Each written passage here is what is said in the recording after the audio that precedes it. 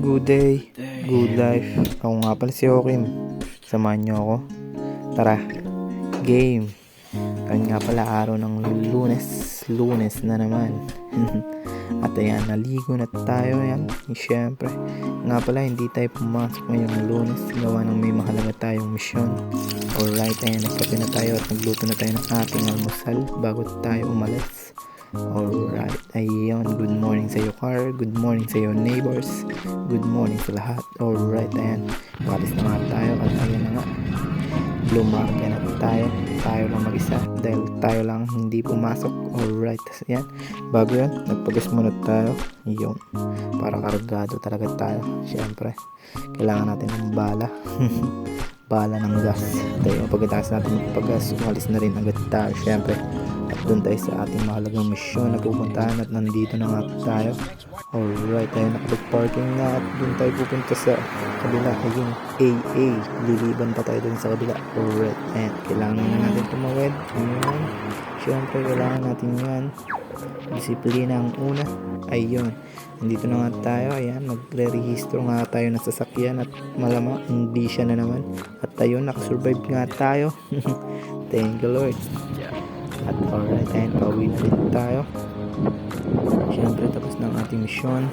At ayun, umili na rin tayo ng tanghalian natin dahil nga nagutom na tayo. Ayan, pauwi na tayo, pabalik na tayo sa hood. Alright, ayun, driving ulit. At ayun, pagdating ko, pagbalik ko sa bahay, ayun, okay na ang ating nilabhan. Ayun, kaya sinampay na natin. Alright. At ayun, pagkatapos nyo, naglinis-linis lang tayo ng bahay. Ayun, tapon tayo ng basura. Ayun, syempre, kailangan natin yan para hindi tayo madumi.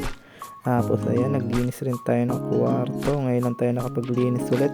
Gawa ng busy tayo sa trabaho. Sinamantala na natin ang paglinis. At ngayon, magluluto naman tayo at na-miss ko tong magluto. Alright. Ayan nga pala yung mga ricados at ayan ang manok. At yan, inuna natin magprito ng patatas tsaka carrots.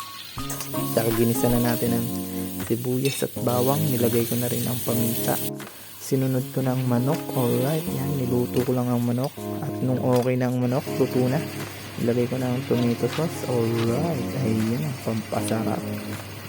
Yeah, tapos ayan, nilagyan ko lang ng tubig. Tubig lang yan. Sinaid ko lang yung wala ng lamang ketchup. Alright. Tapos ayan, okay na siya. Nilagyan ko ng chicken cubes. Then, sunod ko ang chicken salt. Okay, pampalasa. Para mas lumarap. Okay. Tapos ito, nilagay ko na rin ang tunay na ketchup. Ayan ang ketchup talaga. Ayan. Tapos binalik na natin ang nakaraan. Ayan ang patatas at carrots. And halu-haluin lang ng konti. Alright. Then ayun, nalimutan natin ang asukal. Then alright na, okay na ang that's good. Ayan ang apritadang manok. Kaya hanggang dito na lang. Maraming salamat. Paalam. Bye bye.